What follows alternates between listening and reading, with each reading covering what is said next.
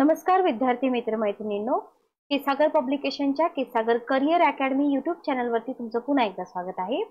आपण बघत आहोत previous year question paper analysis history subject 22 चा जो पेपर आहे तो आज आपण बघत आहोत. तर लक्षात घ्या, टॉपिक तेच आहेत, कंटेंट तेच आहे, फक्त कंटेंट तुम्हाला खूप डीप मध्ये विचारलेला आहे. एवढा एकच बदल केलेला आहे. पण त्याच्यासाठी तुम्हाला काय करायचं आहे, त्याच्यासाठी तुम्हाला जे बुक्स आहेत ना, ते बुक्स नवीन नवीन वापरायचे आहेत. त्याच्याशिवाय क्वेश्चन तुमचे इथं सॉल्व्ह होणार नाहीत. लक्षात घ्या. तर इथं तुम्ही 29वी आवृत्ती जी आहे, ज्याला आपण ठोकळा म्हणतात, तो वापरू शकता. याच्यामध्ये हिस्ट्रीचे तुम्हाला 500+ क्वेश्चन मिळतील, म्हणजे सगळ्याच सब्जेक्टचे आहेत, पण स्पेशली आपण हिस्ट्री बद्दल बोलतोय. सगळ्यात महत्त्वाचं पुस्तक जे आहे, जे तुम्ही वापरू शकता, ते म्हणजे घटकनिहाय विश्लेषणात्मक आणि स्पष्टीकरणात्मक प्रश्नपत्रिका संग्रह 13 पासून 23 पर्यंत. आता याचं वैशिष्ट्य काय माहितीये, या पुस्तकामध्ये तुम्हाला प्रत्येक क्वेश्चन पेपर अनालिसिस करून दिलेला आहे, प्लस कोणता क्वेश्चन कोणत्या पुस्तकातून आलेला आहे, पेज नंबर पण तुम्हाला तिथं दिलेला आहे. ठीक आहे, म्हणजे तुम्हाला सोर्स समजतोय की कोणत्या पुस्तकातून हा क्वेश्चन विचारलेला आहे. लक्षात आलं. आणि राहिला प्रश्न रेफरन्स बुकचा, तर हिस्ट्रीसाठी तुम्हाला इथं भरपूर रेफरन्स बुक आहे, ज्याच्यामध्ये वतू देशपांडे सरांचं पुस्तक वापरण्याचा मी सल्ला तुम्हाला देईल. बेस्ट बुक आहे आधुनिक भारताचा इतिहास, UPSC चे विद्यार्थी सुद्धा वापरतात.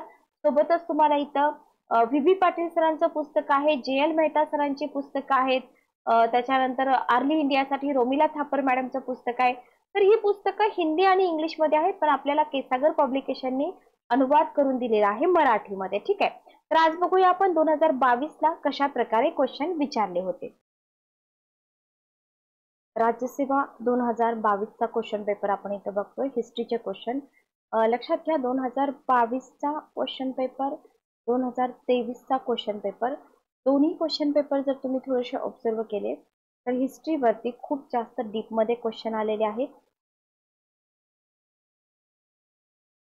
तुमची पुस्तक सूची जी आहे, त्या पुस्तक सूचीवरून आपल्याला समजतं की आपल्याला क्वेश्चन सॉल्व्ह होतील का नाही. तर बुकलिस्ट मी तुम्हाला पाठीमागच्या सेशन मध्ये पण दिलेली आहे, या सेशन मध्ये पण दिलेली आहे. तर पहिला क्वेश्चन आहे जो 2022 ला विचारला. क्वेश्चन काय विचारलाय बघा. क्वेश्चन विचाराय तुम्हाला, राष्ट्रीय पातळीवरती ऑल इंडिया स्टेट्स पीपल काँग्रेसची स्थापना होण्यापूर्वी कोल्हापूरमध्ये जनतेची गाऱ्हाणी मांडण्यासाठी कोणती संघटना कार्यरत होती. हा जो क्वेश्चन आहे, हा क्वेश्चन शाहू महाराजांशी रिलेटेड आहे. ठीक आहे, ओके. पाठीमागच्या एक्झाम मध्ये पण शाहू महाराजांवरती क्वेश्चन आलेला होता, लक्षात घ्या. त्याच्यामुळं आता उद्याची जी तुमची एक्झाम आहे, भले तुम्ही कंबाईनची एक्झाम द्या किंवा राज्यसेवेची एक्झाम द्या, तुम्हाला काय करायचं आहे, तुम्हाला इथं शाहू महाराजांबद्दलची इन्फॉर्मेशन आहे ती व्यवस्थित वाचून जायचं आहे. ठीक आहे, ओके. तर कोल्हापूरमध्ये विचारलेला आहे. ऑप्शन आहे लोकसभा, दुसरा ऑप्शन आहे राज्यसभा, तिसरा आहे विधानसभा, चौथा आहे परोपकारिणी सभा. आता इथं काय म्हटलंय तुम्हाला, All India State People Congress. तर All India State Peoples Congress AISPC, okay, याला काय म्हटलं जात होतं, AISPC. तर ब्रिटिश राजवटीच्या हे जे इंडिया स्टेट्स पीपल कॉन्फरन्स आहे ना, ब्रिटिश राजवटीच्या संस्थानातील राजकीय चळवळींचा एक समूह होता. लक्षात घ्या, ज्यांना विविध प्रकारे यांना काय म्हटलं जात होतं, प्रजा मंडळे ऑब्लिक लोक परिषदा. ठीक आहे, ओके. याचं आता स्पेसिफिक क्वेश्चन जर तुम्हाला याच्यावरती आला, तर या संघटनेचं पहिलं अधिवेशन कधी झालं, 1927 मध्ये झालं, डिसेंबरला. कुठं झालं, मुंबईला झालं. ठीक आहे, ओके. परिषदेने काय केलं, समर्थनासाठी भारतीय राष्ट्रीय काँग्रेसकडे पाहिलं, बरोबर. पण 1927 पासून 1939 पर्यंत जवाहरलाल नेहरू त्याचे अध्यक्ष झाले, तेव्हापर्यंत काँग्रेसने ते देण्यास टाळाटाळ केली, समर्थन देण्यास. ठीक आहे, ओके. आता इथे जर बघितलं, भारतीय स्वातंत्र्यानंतर तथापि काँग्रेसनं काय केलं, चळवळीपासून दूर केलं आणि स्वतःच्या राष्ट्रीय सरकारच्या प्रवेश संबंधाद्वारे स्वतःला काय केलं, संस्थानिक राजकारत्यांशी जोडलं, ना की या संघटनेमार्फत. ठीक आहे, ओके. 1948 ला काय झालं होतं, 1948 ला पीपल्स कॉन्फरन्स विसर्जित झाली आणि त्याच्यातले सगळे घटक काँग्रेसमध्ये विलीन झाले. एक अपवाद आहे पण इथं, जम्मू आणि काश्मीर नॅशनल कॉन्फरन्स. ठीक आहे, शेख अब्दुल्ला यांच्या नेतृत्वाखाली ही संस्था स्वतंत्र राहिली आणि त्यातला एक भाग जो आहे तो 1965 मध्ये काँग्रेसमध्ये विलीन झाला. आता तुम्ही म्हणाल मॅडम तुम्ही हे सगळं का सांगताय, आधी आपण ऑल इंडिया पीपल्स काँग्रेस बद्दल बघूया, नंतर आपण लोकसभेबद्दल बघूया. ठीक आहे, ही जी परिषद होती या परिषदेने बडोदा असेल, भोपाळ असेल, त्रावणकोर, हैदराबाद इथले जे संस्थानिक होते, संस्थानातले प्रतिनिधी होते, यांना एकत्रित आणले.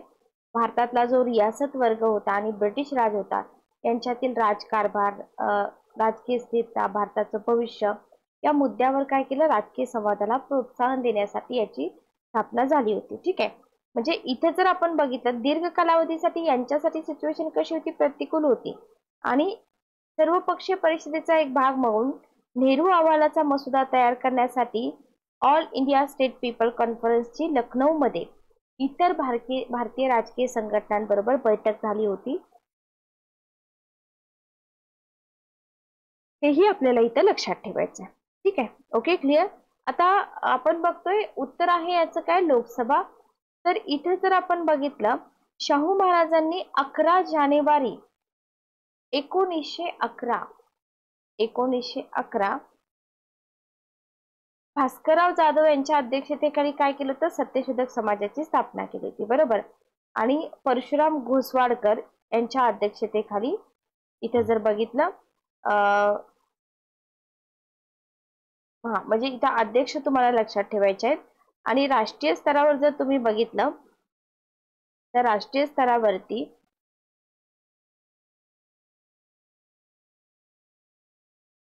All India State People Congress स्थापन होण्याच्या पूर्वी लोकांच्या समस्या ज्या होत्या ना त्या मांडण्यासाठी लोकसभा संघटना, इथे संघटना दिलेली नाहीये, फक्त लोकसभा दिले.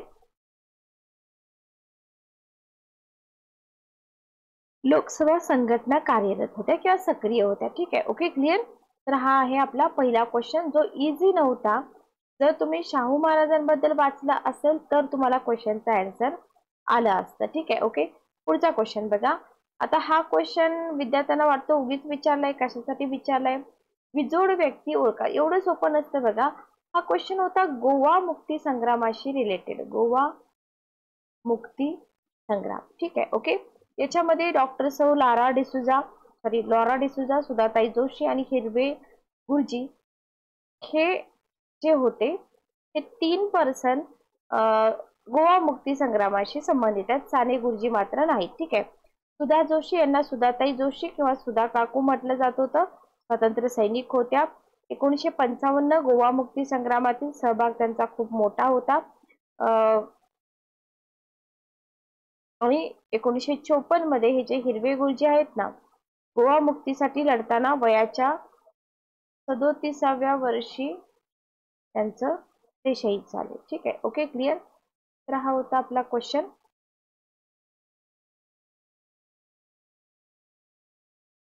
चला पुढचा क्वेश्चन बघा. 1957च्या स्त्री शिक्षण विषयक राष्ट्रीय आयोगाच्या अध्यक्षा कोण होत्या? ठीक आहे, अनुताई वाघ, शांताबाई दानी, दुर्गाबाई देशमुख, दुर्गाबाई भागवत. बघा 1937 मध्ये जर तुम्ही बघितलं ना तर 1937 मध्ये आंध्र महिला सभा या नावाने एक अनोखी संस्था स्थापन करून आपलं नेतृत्व कौशल्याचं प्रदर्शन त्यांनी केलं होतं. दुर्गाबाई देशमुख हे आहे आपलं उत्तर. या संविधान सभेतील अध्यक्षांच्या समितीच्या एकमेव महिला सदस्या होत्या. अनेक समाज कल्याण कायदे लागू करण्यात त्यांनी महत्त्वाची भूमिका बजावली. अंध मदत संघाच्या अध्यक्षा होत्या. 1953 मध्ये समाज कल्याण मंडळाची स्थापना पण त्यांनी केली, बरोबर. आणि मंडळाच्या अध्यक्षा या नात्याने त्यांनी काय केलं तर त्यांनी इथं आपल्याला महिला, मुले, अपंग यांना प्रशिक्षण देणं, पुनर्वसन याच्यासाठी कार्यक्रम सुरू केले. आणि 1900 इथं 57 दिले पण 57 58 दोन्ही बरोबर म्हणजे देतात ती तारीख. तर भारत सरकारनं स्थापन केलेल्या राष्ट्रीय महिला शिक्षण परिषदेच्या पहिल्या अध्यक्षपदी पण कोण होत्या? त्याच होत्या. ठीक आहे, ओके. त्याच्यामुळे आपलं उत्तर काय आहे, पहिलं उत्तर आपलं बरोबर आहे. प्लस 1963 मध्ये वॉशिंग्टन DC इथं झालेली जी जागतिक अन्न सभा होती, तिथं सुद्धा भारतीय प्रतिनिधी मंडळाचं सदस्य म्हणून त्यांनी काय केलं होतं, आपल्या देशाचं प्रतिनिधित्व केलं होतं. ठीक आहे, ओके. चौथा क्वेश्चन बघा, डॉक्टर बाबासाहेब आंबेडकर. आता इथं बघा, आपल्याला जे समाज सुधारक असतात ना, त्यांचे अनुयायी माहित पाहिजेत. ठीक आहे, तर इथं विचारले आंबेडकरांच्या पश्चात कोणते त्यांचे अनुयायी होते जे काँग्रेसचे सभासद झाले. बघा इथं RD भंडारे जे होते ना, तर ते RD भंडारे INC राजकीय पक्षाचे सभासद होते, लोकसभेवर 2दा निवडून आले होते. ठीक आहे, दादासाहेब रूप होते अनुसूचित जाती संघाचे आणि नंतर भारतीय रिपब्लिकन पक्षाचे आणि नंतर राष्ट्रीय काँग्रेसचे सभासद होते. ठीक आहे, ओके. राजाभाऊ भोळे हे जे होते हे आंबेडकरांचे अनुयायी होते बरं का, सहकारी होते आणि अनुयायी होते. हे पण आंबेडकरांचे अनुयायी होते आणि नंतर INC चे सदस्य झाले. पण हे जे भोज होते ना, राजभोज, तर हे अनुयायी नव्हते बघा, ते काँग्रेस पक्षाचे सदस्य होते. तत्कालीन काँग्रेस सरकारने त्यांना राज्यसभेवर नामनिर्देशित केलं, पण हे आंबेडकर साहेबांचे अनुयायी नव्हते. त्याच्यामुळे आपलं उत्तर काय आलं, A, B आणि C. नेक्स्ट क्वेश्चन बघा,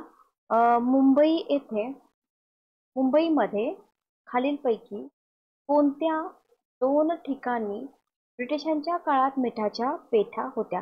बघा महाराष्ट्राच्या विशेष संदर्भात सहित आपण हिस्ट्री मानतोय बरोबर, त्याच्यामुळे इथं आपल्याला लक्षात घेतलं पाहिजे की इथं महाराष्ट्राबद्दल पण आपल्याला बऱ्याच गोष्टी विचारल्या जातात ब्रिटिश काळाशी रिलेटेड. ठीक आहे, तर इथं पहिला ऑप्शन आहे छत्रपती शिवाजी महाराज टर्मिनस व वडाळा, भेंडी बाजार आणि वडाळा, चर्नी रोड वडाळा, पनवेल व वडाळा.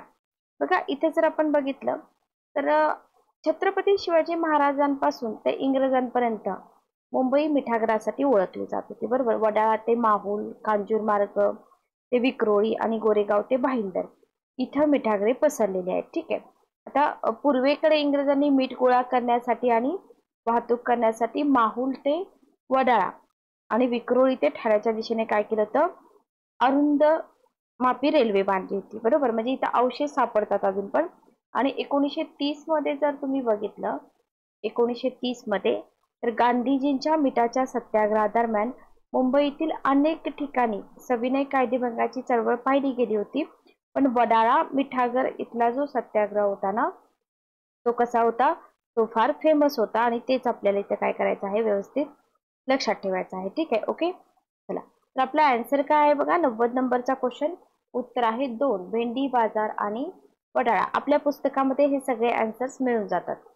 नेक्स्ट क्वेश्चन बघा, पुढचा क्वेश्चन काय आहे, पुढचा क्वेश्चन आहे सुरत येथे मानव धर्म सभा आणि मुंबईमध्ये परमहंस मंडळी. हा कॉमन क्वेश्चन आहे, हा सगळ्यांनाच आला पाहिजे, कोणी स्थापन केली. ठीक आहे, ओके. तर उत्तर आपल्याला माहिती आहे, दादोबा पांडुरंग तर्खडकर. आता इथं तुम्हाला मानव धर्म सभेची स्थापना माहित पाहिजे, परमहंस मंडळीची स्थापना दिनांक माहित पाहिजे. तर परमहंस मंडळी जयकर आणि दादोबा पांडुरंग तर्खडकर यांनी कधी 1849 मध्ये महाराष्ट्रामध्ये स्थापन केली होती बरोबर. Okay, clear. आणि आता इथे जर बघितलं तर स्त्रियांच्या शिक्षणावर, विधवा पुनर्विवाहावर विश्वास होता त्यांचा बरोबर. दादोबा यांनी त्यांच्या धर्मविवेचन पुस्तकामध्ये 7 तत्व वगैरे सांगितलेले आहेत, बरेच काही आहे. ठीक आहे, तर क्वेश्चन काय होता बघा, स्थापना कोणी केली, म्हणजे कुठलीही सभा असू द्या, कुठलीही संघटना असू द्या, त्याच्याशी रिलेटेड तुम्हाला स्थापना दिनांक, ठिकाण, त्याचे संस्थापक सदस्य, ऍडिशनल इन्फॉर्मेशन असेल की बाबा त्याचं उद्दिष्ट काय होतं, का स्थापन केली गेली. ओके, आता इथे जर बघितलं तर इथे जे संस्थापक होते की नाही परमहंस मंडळीचे, तर एक देवावर विश्वास ठेवत होते आणि प्रामुख्याने जातीचे नियम तोडण्यात रस होता बरोबर त्यांना. तर हे आपल्याला इथं माहित पाहिजे, स्त्रियांच्या शिक्षणावर विश्वास होता, हे मी तुम्हाला सांगितलेलंच आहे. तर अशा जितक्या पण सभा संघटना आहेत त्यांच्याबद्दलची ऍडिशनल इन्फॉर्मेशन घेऊन ठेवा. ओके, पुढचा क्वेश्चन बघा. क्वेश्चन तुम्हाला विचारलेला आहे भारतीय इतिहास आहे ना, त्या भारतीय इतिहासाचे जे विदेशी स्रोत आहेत त्याच्याबद्दल. उत्तर भारताविषयी तपशीलवार माहिती असलेला तहकीक ए हिंद हा कोणी लिहिला. मोहम्मद गझनी, इब्न बतुता, अल बरुनी आणि अब्दुल रजाक. लक्षात घ्या, एक वैज्ञानिक ग्रंथ म्हणू शकतो, अन एन्क्वायरी इन इंडिया या नावानं पण ओळखला जातो. तहकीक ए हिंद भारताची संस्कृती आणि अर्थव्यवस्थेबद्दल माहिती देतो. फारसी यात्री होता एक अल बरुनी. या अब्दुल रजाक बद्दल खूप क्वेश्चन विचारलेत आधी, तर अल बरुनीनं लिहिलेला आहे. आणि इथं अल बरुनी मोहम्मद गझनी जो आहे ना, त्या मोहम्मद गझनी सोबत भारतामध्ये आला होता. तो गणित, खगोल विज्ञान, भौतिकी याच्यामध्ये पारंगत होता. आणि इब्न बतुता बद्दल, रिहला बद्दल क्वेश्चन विचारलेले आहेत, हेही तुम्ही लक्षात ठेवा. ठीक आहे, ओके. नेक्स्ट क्वेश्चन बघा, राजस्थान मध्ये मध्यश्म युगाची संस्कृती असणारे मोठे ठिकाण कोणते? पहिला ऑप्शन आहे बागोर, दुसरा आहे आदमगड, तिसरा आहे प्रतापगड, चौथा आहे चोपनी मंडो. तर इथं जर आपण बघितलं तर तुम्हाला बागोर हे जे ठिकाण आहे ना, बागोर राजस्थानच्या भिलवाडा जिल्ह्यातील मांडल तालुक्यातील सर्वात मोठे मध्य पाषाण निवासस्थान म्हणू शकता. बनास नदीची उपनदी असलेल्या कोठारी नदीच्या डाव्या तीरावरती आहे हे. इथं क्षितिज समांतर उत्खनन केलेली एकमेव जागा आहे. आणि रेडिओ कार्बन तारखांच्या संख्येत इथं स्थळ जे आहेत ना, ती मोठी मिळतात, लक्षात ठेवा. ठीक आहे, ओके. तर इथं बागोर जागेचा शोध जो आहे ना, VN मिश्रा यांनी लावला होता. हे आपल्याला माहित पाहिजे. 60-70च्या दशकामध्ये डेक्कन कॉलेजचे जे विद्वान होते VN मिश्रा आणि वसंता शिंदे यांनी बागोरचं इथं उत्खनन केलेलं आपल्याला दिसून येतं. ठीक आहे. आणि बागोरच्या भटक्या खेडूतांनी गुरे पाळल्याचा इथं पुरावा सुद्धा सापडलेला आहे. नेक्स्ट क्वेश्चन बघा, महाजन पदांवरती क्वेश्चन होता. आता हा जो क्वेश्चन आहे ना, हा क्वेश्चन सगळ्यांना येणार होता. काही कॉमन क्वेश्चन असतात, जे कॉमन क्वेश्चन सगळ्यांनाच येतात, लक्षात घ्या. ठीक आहे, ओके. तर तुम्हाला काय दिलेलं आहे, याच्या आधी पण महाजन पदावरती क्वेश्चन होता. इथं महाजन पदे, राजधानी, सध्याचा प्रदेश, राजा असं काही विचारलं जाऊ शकतं. ठीक आहे, ओके.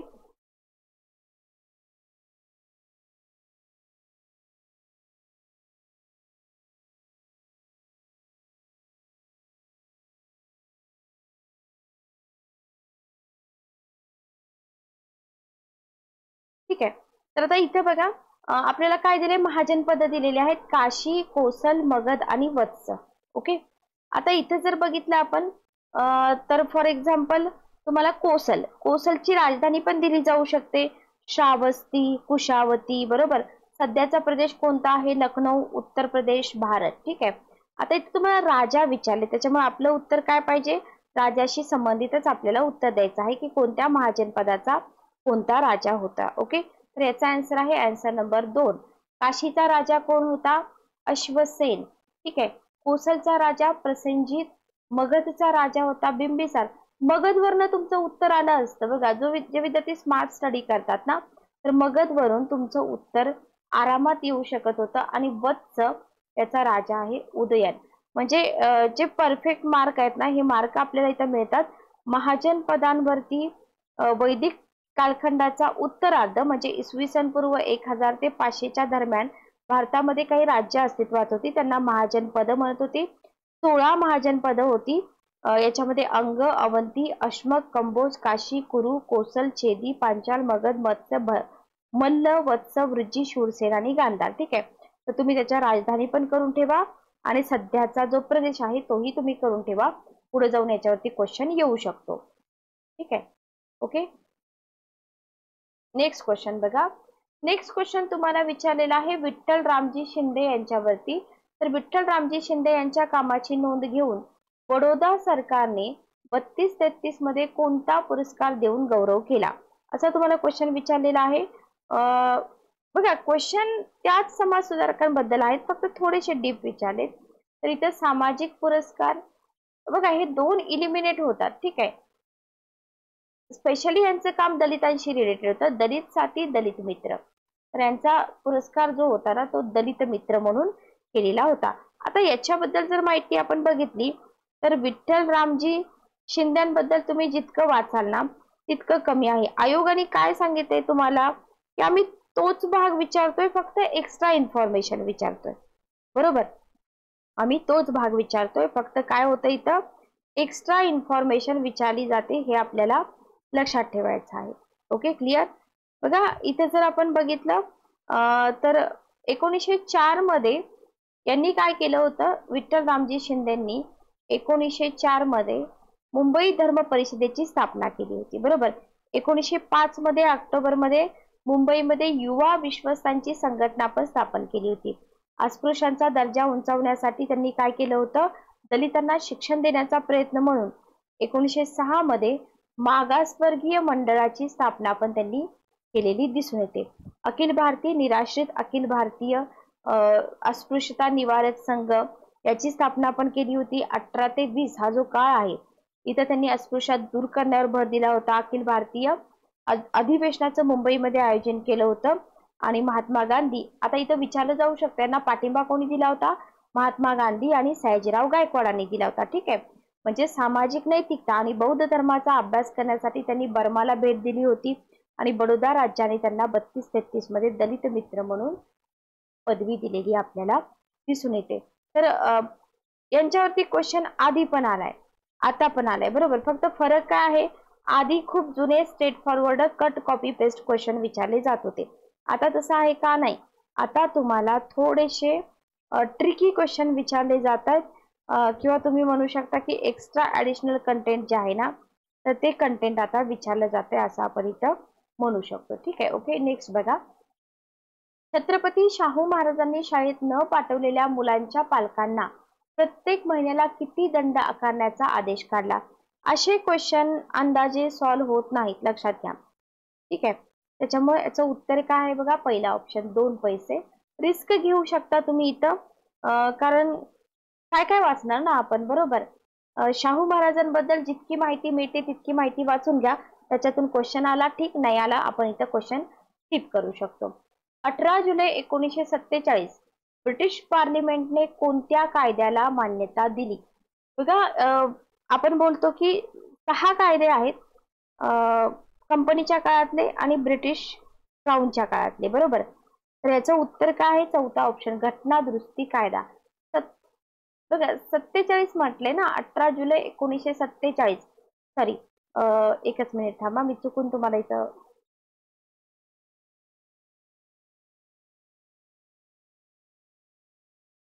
उत्तर काय आहे बघा, याचं उत्तर आहे चौथा ऑप्शन.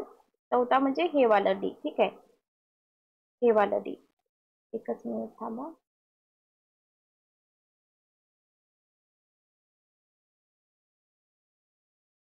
तर इथं बी ऑप्शन आहे, भारतीय स्वातंत्र्याचा कायदा. हा सोपा क्वेश्चन होता, भारतीय स्वातंत्र्याचा कायदा. ठीक आहे, ओके. फक्त आता जसं माझ्याकडनं सिली मिस्टेक झाली तशी तुमच्याकडून होऊ शकते, त्याच्यामुळे थोडं केअरफुली राहा. हा, आता इनडायरेक्टली काय, इथं तुम्हाला हे 6 कायदे व्यवस्थित करायचे आहेत. 2 मार्काला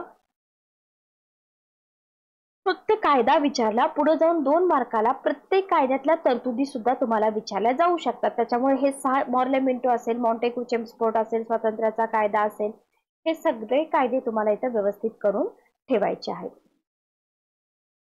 नेक्स्ट क्वेश्चन आहे, भारतामध्ये चंद्रशेखर आझाद आणि सरदार भगतसिंग यासारख्या क्रांतिकारकांनी हिंदुस्तान सोशलिस्ट रिपब्लिकन असोसिएशन नावाची संघटना कुठे स्थापन केली. ठीक आहे, पहिला ऑप्शन आहे मुंबई, दुसरा आहे नागपूर, तिसरा कोलकाता आणि चौथा आहे दिल्ली.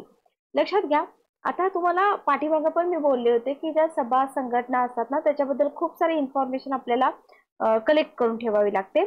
आता इथं जर आपण बघितलं, काकोरी कट प्रकरण जे आहे ना, तर या काकोरी कट प्रकरणामध्ये अटकेपासून स्वतःला दूर ठेवण्यात यशस्वी झालेले कोण होते, चंद्रशेखर आझाद हे होते, बरोबर.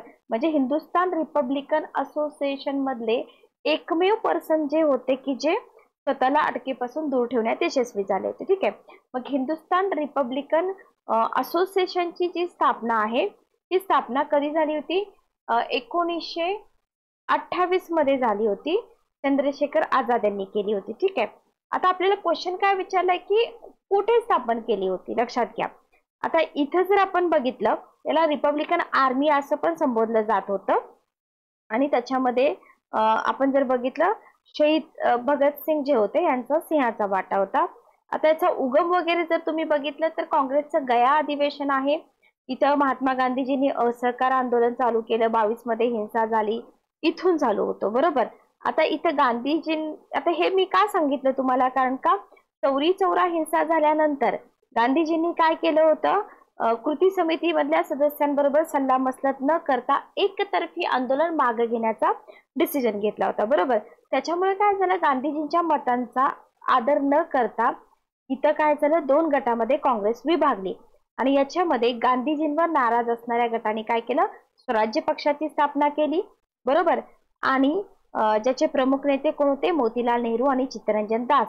आता गांधीजींवर नाराज झालेल्या तरुण मंडळांनी काय केलं, क्रांतिकारक संघटना स्थापन करण्याचा निर्णय घेतला आणि याच्यामुळे हिंदुस्थान रिपब्लिकन असोसिएशनची स्थापना झालेली आपल्याला इथं दिसून येते. ठीक आहे, ओके.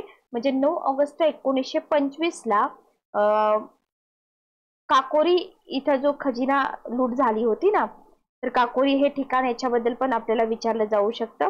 पण आपला मेन क्वेश्चन इथं काय आहे, मेन क्वेश्चन आहे की बाबा स्थापना कुठं केली होती, बरोबर. तर याचं उत्तर आहे, आन्सर आहे बघा याचं डी ऑप्शन, दिल्ली या ठिकाणी. ठीक आहे, ओके, क्लिअर. आय होप तुमचा क्वेश्चन सॉल्व्ह झाला असेल. इथं मुंबई आहे, नागपूर आहे, कोलकाता पण आहे, पण उत्तर काय आहे आपलं, दिल्ली आहे. ठीक आहे, ओके, क्लिअर. चला आता याच्यामध्ये बघा, याच्यामध्ये तुम्हाला दिल्ली बघा महत्वाचं कार्य काय होतं माहिती का, हिंदुस्थान सोशलिस्ट रिपब्लिकन असोसिएशनचं. दिल्ली येथील केंद्रीय कायदे मंडळामध्ये 8 एप्रिल 1929 ला काय केलं होतं, त्यांनी बॉम्ब फेक केला होता, बरोबर. Okay, clear. चला पुढचा क्वेश्चन आपण घेऊया. 1757च्या प्लासीच्या लढाईनंतर इंग्रजांनी मीर जाफरला बघा क्वेश्चन त्याच पार्ट वरती आहेत, बरोबर. पण इथपर्यंतचा पार्ट आपल्याला माहित असतो, जो विचारलाय तो पार्ट नवीन आहे. कोणत्या प्रांताचा नवाब म्हणून नियुक्त केलं.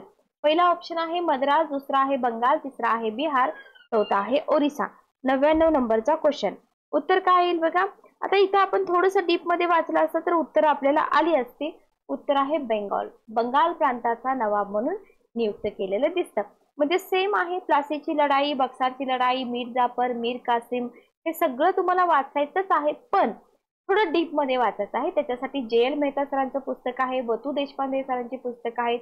म्हणून तुमची बुकलिस्ट जी आहे ना, थोडीशी आपण नव्याने पुन्हा बनवली पाहिजे.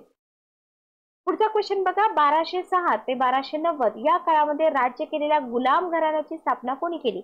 कट कॉपी पेस्ट क्वेश्चन आहे, फक्त आधी तुम्हाला जोड्या लावामध्ये क्वेश्चन होता, इथं तुम्हाला सिंगल क्वेश्चन विचारलाय. गुलाम घराणे असेल, सय्यद घराणे असेल, लोधी घराणे असेल, साधे सिंपल क्वेश्चन तुम्हाला विचारलेले आहेत. तर कुतुबुद्दीन ऐबक वरती याच्या आधी पण 17-18 ला क्वेश्चन विचारला होता. पुन्हा क्वेश्चन तुम्हाला विचारलेला आहे, त्याच्यामुळे 22चा जो पेपर होता बऱ्यापैकी सोपा होता 23च्या पेपरपेक्षा. तर उत्तर आहे फक्त सी. तर हे होते 22ला विचारलेले क्वेश्चन. जे आहेत ते तुम्ही केअरफुली बघा. फक्त इथं जर तुम्हाला काय करायचं असेल नव्याने, तर तुम्हाला फक्त नवीन बुक्स जे आहेत ना, ती पुस्तकं वापरायची आहेत. मी तुम्हाला केसागर पब्लिकेशनचे सगळे पुस्तकं दाखवलेले आहेत.